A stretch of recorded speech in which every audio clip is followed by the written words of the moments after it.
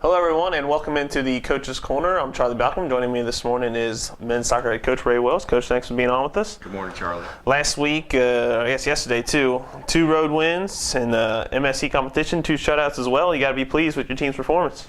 Yeah, that was our goal, was to get 2 shutouts for the week, and then also extend that into next week because we've got another conference game coming up. So it was a good away win against Cumberland, Tennessee. That's a team that beat us twice last year, because they wanted to beat us more than we wanted to beat them. And so I think our guys went into that match with a little bit of a grudge. And we scored 2 early goals. Andrew scored the first 2 times he touched the ball, and that set the tone, and we moved forward. Then moving into the match against Pikeville, that's not an easy trip to take. You got to go over the mountains and through the woods. And we got there and got the result there as well. So 2 shutouts for this team is a big accomplishment. Let's talk about that game down at Cumberland U. Andrew, 3.5 minutes in the game, you guys are up 2-0. What was the game plan from, once you go up 2-0 on the road, what's the game plan? Because you got 85 plus minutes to play. Is it keep up the same idea? What did that change anything at all? Initially, it's the same idea. 2-0 is a dangerous score line because if the other team scores, it's 2-1 and they've got the momentum, and a lot of times you see those games tie or you even lose those games in some cases. So we were pretty excited to get those 2 goals. Andrew was fantastic on both of them, composed and put the ball in the net, and we were playing good football, and we wanted to get that 3rd goal, and we had 2 or 3 guys that almost got it for us. Mutaya had one cleared off the line, and that could have been a goal, and a couple other chances. So we were hoping to get that 3rd one before halftime. And then you can change your tactics a little bit, and you can bring one more guy back and protect the lead. But it didn't happen. So we had to kind of stay in the same system. We tweaked a little bit, but not much. And then we were lucky enough to get that 3rd goal. But really the game was over by then anyway. It was late in the last minute of the game.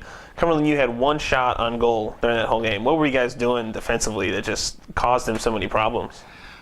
I've heard Dr. Lucky say before, the team that has to win usually does. And we had to win that game because of what happened last year, and we had to get the shutout because of the potential playoff ramifications this year.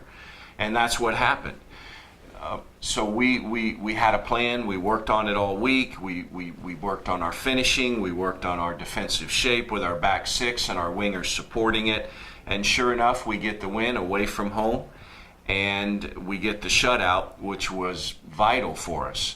So I think it was just a matter of us wanting it a little bit more on the day and being physically, mentally, technically, tactically having enough shape to get the job done.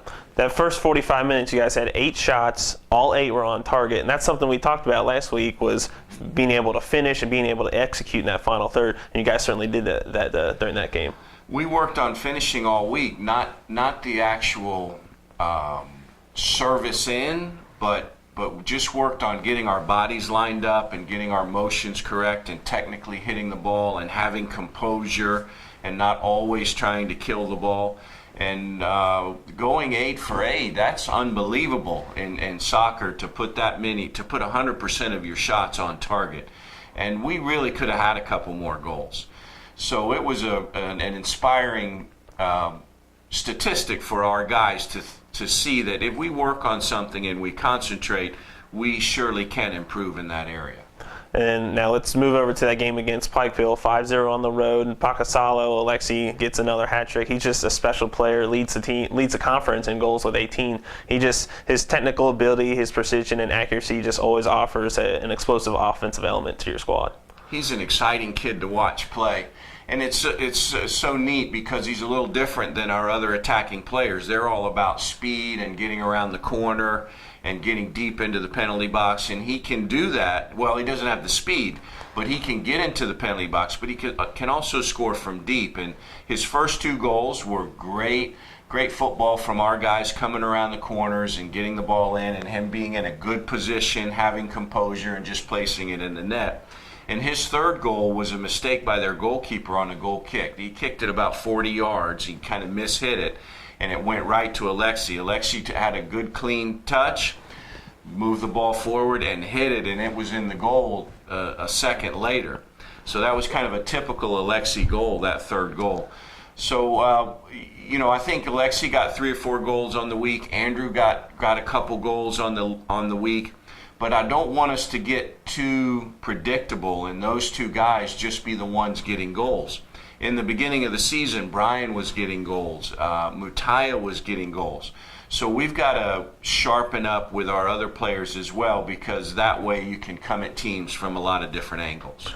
You again against Spikefield, you were efficient again. You had 29 shots, 18 of them were on goals. So it's a 5-0 scoreline, but it could have been a lot worse. Our goalkeeper made 14 saves, so he did a good job to keep you out. But again, you guys are finishing in the box. You're doing what you need to do to score goals, and eventually those goals will come. The other players will get involved in the game. That's true, but the other side of that is we haven't given up a goal in 270 minutes.